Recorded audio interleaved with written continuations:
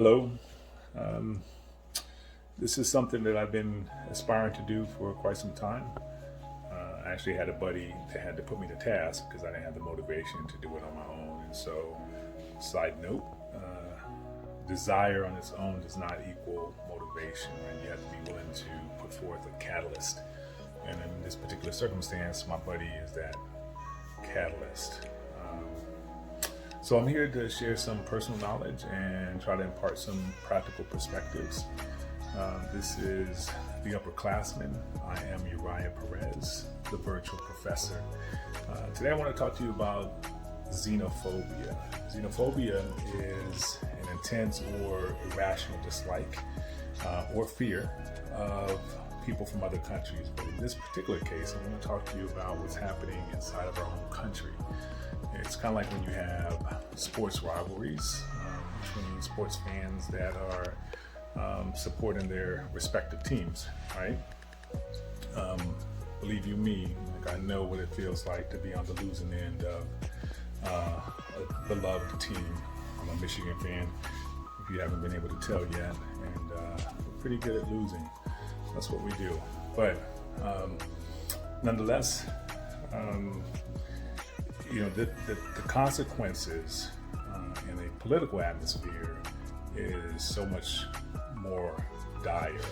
And so that's what I want to talk to you about, because I've been having some crazy anxiety over the past couple of days related to the political cycle and the election. And you've seen it, and if you love our country as much as I do, then you feel the tension too. We've had tumultuous political climate since I can remember, but it's nothing like what we're feeling and seeing today. And it's obvious that we're going through a very, very tough transition that is very hot and heavy.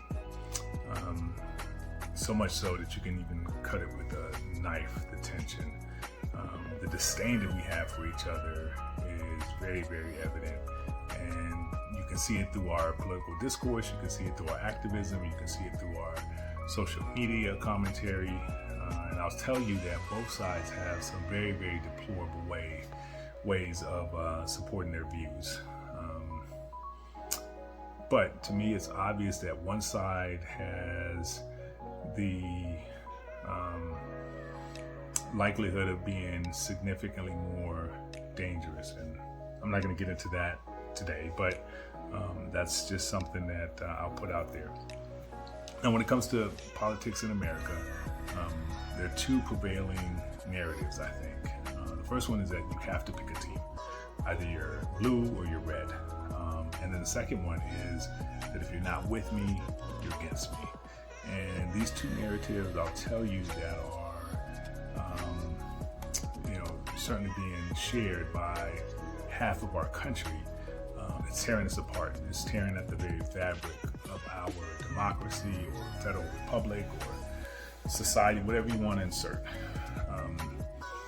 It's like the ends of a frayed American flag that you see flying about that's been beat up by the wind so much that the ends are tattered.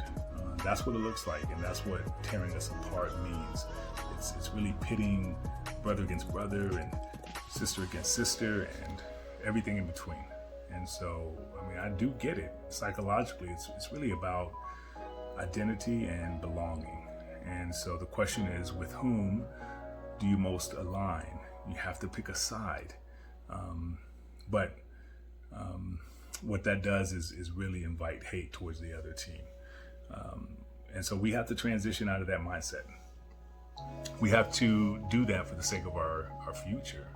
And the two narratives that I would invite you to explore is the following. The first one is, through it all, the sun is still going to shine. So no matter what, no matter who wins, you'll continue to see sunlight, right?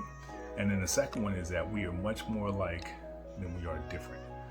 And that's important because every one of my friends on social media, despite the fact that you're a Democrat or Republican, we all are on the same political spectrum, right? You You wouldn't be on my page. You wouldn't be a friend of mine if you were outside of that political perspective. And so the reason why I know that is that we all share, the same core values, and that is whatever you do in life, live your life, but don't infringe on mine, right? We want to be able to provide for our family. We want to be able to do so while feeling safe and secure. We want the best educational opportunities for our children, and we want to take care of ourselves when we get sick, the ability to take care of ourselves when we're sick. So what I would say is that we need to bake a cake or a pie. And this pie has 3 key ingredients, right? The first one is humanism. You're going to need a whole ton of that. So humanism is, the potential to stress value and goodness in other human beings, right? And I think that that's a good description of that. The second ingredient that we need is compassion. We need about a quarter cup of that, and that is learning how to feel the misfortune and the suffering of others. And then finally, we need reconciliation, right? We have a terrible, terrible dark history in our country, and until we're deliberately setting out to reconcile truthfully what has happened, then our cake is going to continue to stay flat and not rise, no matter what we put into it. And so think about that. And as they say in the Army, it's one team, one fight. Talk to you guys later.